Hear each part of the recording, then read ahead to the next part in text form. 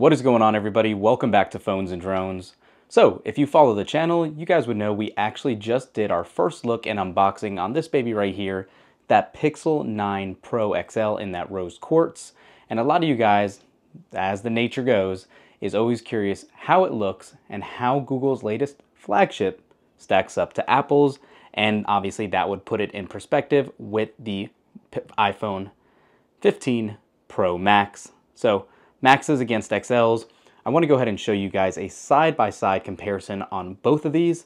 We're not going to make this video too technical detailed. It's more just feel in hand, design, and actually how they look side by side against each other. So if you're looking for more of a technical breakdown, this isn't the video for you. I'll save you the time.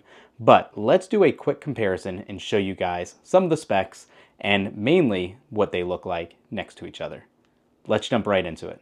Let's start out right at the packaging itself, and you can see some similarities but also some differences between these. Obviously, if you saw our unboxing video, you would know we were really a fan of what Google did this year with the packaging, showing the back of the device in the accent color of the phone model's color as well, and then obviously leading onto the device itself. We love it. But the iPhone packaging shows the front screen of the device in that white basic packaging.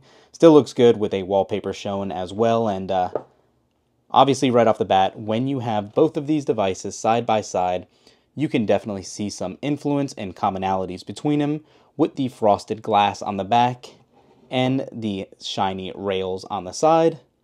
And then even along the front here, when you get to the displays, and a couple of those specs we will go over is in regards to the display.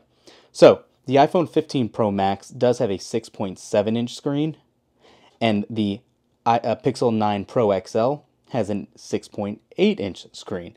Very similar in nature. If you were to turn both of these displays off, it would be very hard to tell which device is which. So nothing crazy there, but again, you can definitely see where there is some influence between these two devices.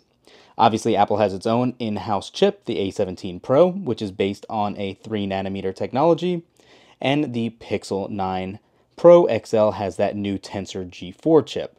A couple of the other specs we'll go over too. Obviously, let's talk about the cameras. They both do have that triple camera setup, including a 50 megapixel main, 48 megapixel ultra wide, and another 48 megapixel telephoto in the 9 Pro Max, or Pro XL, I should say.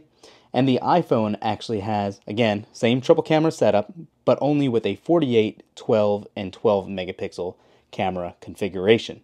So we know by now megapixels isn't everything. We know damn well by now the Pixel has a lot of photo processing it does. It has its own unique look, just like the iPhone.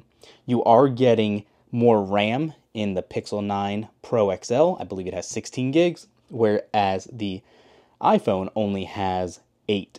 So basically twice as much on the Pixel. So there's a very big difference on that one. You do have a base storage configuration of 128, whereas on the iPhone you do have a 256. And then obviously battery capacity. We know the Pixel has a bigger one with a little over a 5,000 milliamp hour battery, and the iPhone having a 4,422 milliamp hour battery. The Pixel does charge slightly quicker if that's your thing. You are getting, I believe, 37 watts of fast charging on the Pixel. But yeah, as it stands though, putting these two devices side by side, you can see they are very, very comparable in thickness. I would say the iPhone does look a little thicker. That could be a trick to my eyes, not very scientific at all. And then when you actually align them, you can see that little difference in height on the 9XL. Aside from that, from a pure port standpoint, now that the iPhone has kind of finally fully implemented the USB-C charging port, that's going to be the same at the bottom here. You do have your SIM slot on a Pixel 9 Pro XL at the bottom, whereas unfortunately we know by now Apple has not included a physical SIM slot on this phone, and probably aren't going to have any going forward. So on the top here you have your 5mm wave antenna, and on the iPhone it is on the side there, so different placements. Take your pick as far as which one is actually better there. And then as far as those camera, I guess islands you can call them, look, the Pixel 9 Pro does seem to stand out ever so much more than what the iPhone does. So good time to pause and tell you guys these videos are no way in any shape or form sponsored by Apple or Google. We wish they were, but we've purchased these with our own money, so all these thoughts are our own. And I do personally think they both feel really good in hand. The Pixel does seem to weigh a little lighter and feel just that much better. But again, personal preference there. You can take it as you want. As far as the actual quality of the displays, they're obviously both capable of 4K HDR, or excuse me, HDR viewing, in-display fingerprint sensor as opposed to, Face ID. We've had plenty of conversations on that over the years. I still think that Face ID is great. I do think that having other options like an in-display fingerprint sensor is always a helpful added bonus, but OS is OS. iOS now is way more customizable than it used to be. It's finally coming up and on par with what Android can do. I still think if you are a phone power user, Android's still the way to go. Just so much extra features and tweaks that you can do as opposed to the bare minimum that basically the iPhone allows. Now, we might have some other added benefits next month when the new iPhone 16 series gets released, but for now, we're just going to compare what we have, so take that for what you want. As far as brightness goes, both displays look phenomenally well. They both have those OLED display technologies. Both are adaptive and dynamic displays, so you can't go wrong with either of them. They really are that good right now. Thanks to the brightness changes on the Pixel, you can get up to 3,000 nits of brightness, which does look good in the sunlight.